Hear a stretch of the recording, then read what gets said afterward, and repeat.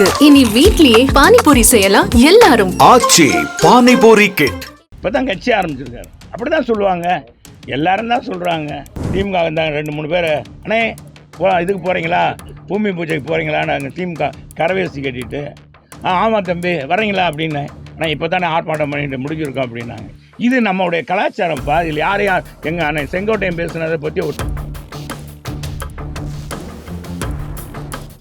களம்னால இனிமேல் டிவிக்கே டிஎம்கே மட்டும்தான் அப்படின்னு வச்சு சொல்றாரு சார்.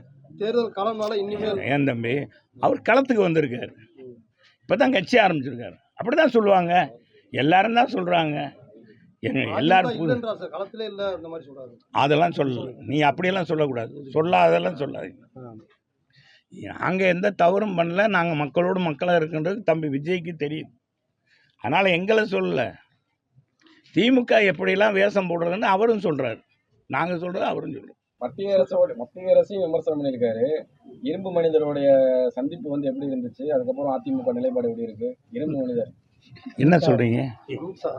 எங்கள் பொதுச் செயலாளர் எங்கள் இரும்பு மனிதர்னா யார்? இரும்பு மனிதர் அமித்ஷா. நீங்கள் எங்களுக்கு இரும்பு பெண்மணி, சிங்க பெண்மணி, புரட்சி தலைவர் தான்.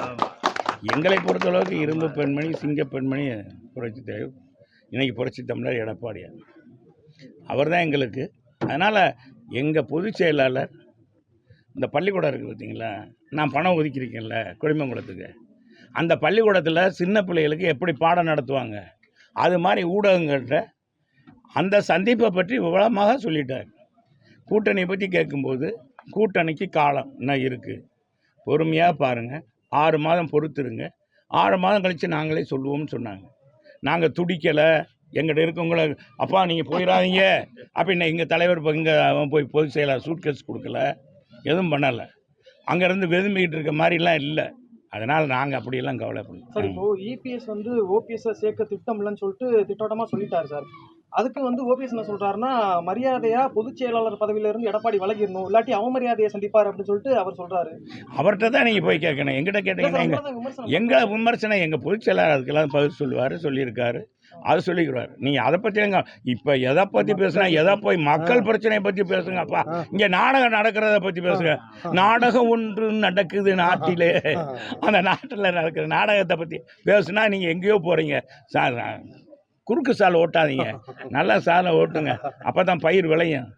அதிமுக ஆட்சி பிடிக்கணும் தான் இவ்வளவு முயற்சி பண்றீங்க சார். 2026ல் அதிமுக தலைமையிலான கூட்டணியால் தேசிய ஜனநாயக கூட்டணியில் அதிமுக அங்கம் வகிக்குமா சார்?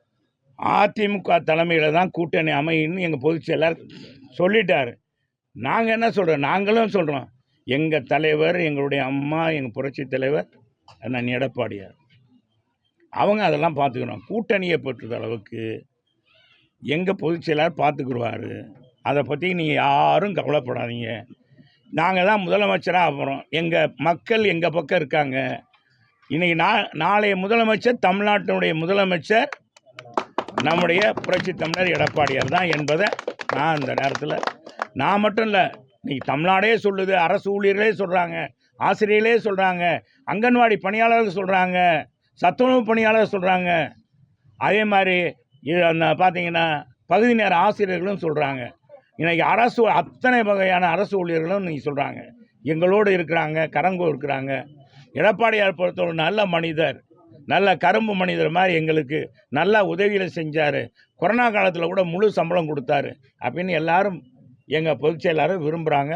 அடுத்த தமிழ்நாட்டு மக்களும் விலைவாசி ஏறாத ஒரு நல்லப்பா, நம்மள ஒருத்தருப்பா, நம்ம விவசாயிப்பா, விவசாயிக்கு மும்முனை மின்சாரம் கொடுத்தவருப்பா அப்படின்னு எல்லாரும் விவசாயிலிருந்து அத்தனை பேருமே விரும்புகிறாங்க. தற்போது நிதியமைச்சர் நிர்மலா சீதாராமன் செங்கோட்டையை சந்திச்சிருக்காரு. என்னங்க, அவர் கூட்டணி கட்சி எங்களுடைய இவர், எங்களுடைய இல்லை இவர், எங்களுடைய இவர் செங்கோட்டையனை பொறுத்தளவுக்கு அவர் அமைப்பு செயலாளர். தமிழ்நாட்டுடைய கலாச்சாரம் எப்படிங்க, யாரையும் இப்போ எதையும் கூட, இப்போ நான் கூட திமுக வந்தாங்க 2-3 பேர், அண்ணே இதுக்கு போகிறீங்களா, பூமி பூஜைக்கு போகிறீங்களா, நாங்கள் திமுக கரவேசி கட்டிட்டு ஆமாம் தம்பி வரீங்களா அப்படின்னு. ஆனால் இப்போ தானே ஆர்ப்பாட்டம் பண்ணிட்டு முடிஞ்சிருக்கோம் அப்படின்னாங்க. இது நம்மளுடைய கலாச்சாரம்ப்பா. இதில் யாரையும் எங்கள் அண்ணன் செங்கோட்டையன் பேசுனதை பற்றி ஒரு பெருசாக, நிர்மலா சீதாராமன் தமிழர் தானே, அது மதுரையில் பிறந்த பெண்ணு, அப்புறம் என்ன இருக்குது, அவங்கள பார்க்குறது என்ன தப்பும் ஒன்றும் இல்லையே. இனி வீட்லயே பானிபூரி செய்யலாம் எல்லாரும். ஆச்சி பானிபூரி கிட். செய்திகளை உடனுக்குடனும் துல்லியமாகவும் தெரிந்து கொள்ள சப்ஸ்கிரைப் பண்ணுங்க.